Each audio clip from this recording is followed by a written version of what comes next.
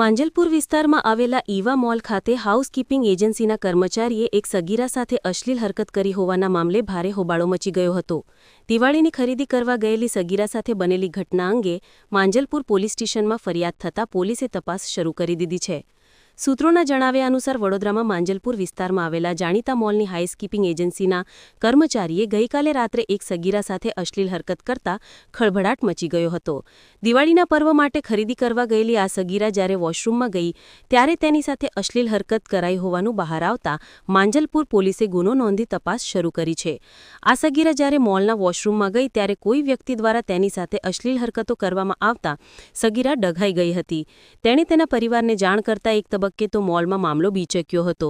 પરિવારજનોએ આ અંગેની પોલીસને જાણ કરતા પોલીસ ટીમ સ્થળ પર પહોંચી ગઈ હતી.